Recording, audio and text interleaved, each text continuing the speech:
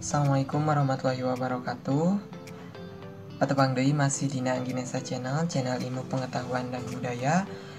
Dina dinten ayeuna, dina danget ayeuna urang insyaallah baris diajar deui pupuh ngalajengkeun episode pupuh anu sata acana urang tos gaduh pupuh Mas Kumambang sareng contona lengkap sareng contona.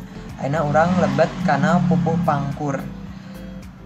Sapertos anu kurang di pikawano yen pupuh pangkur teh mangrupi pupuh anu kalebetna kana sekar alit.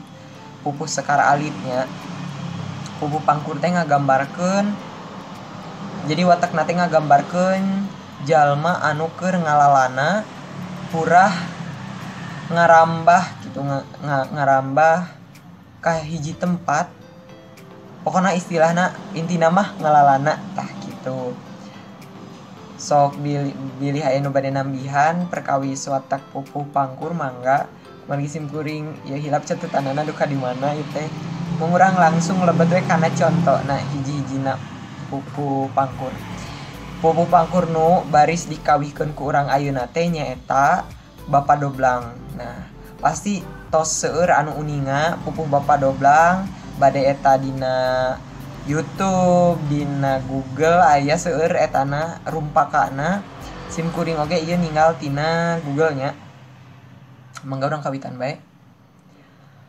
Bapa Doblang pada terang, kumis baplang nuruban, bibir nu jeding, pipi kemong irung mancung, panon buringas herang, goreng omong gawang geuweung, harung gampung, pantrang mayar kana hutang, licik sarta sok curaling.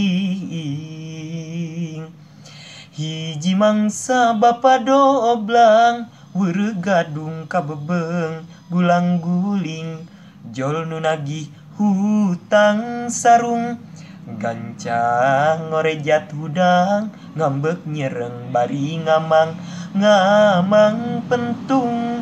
Bapa Doblang lengoleang, labuh nyungkur bibir suwing.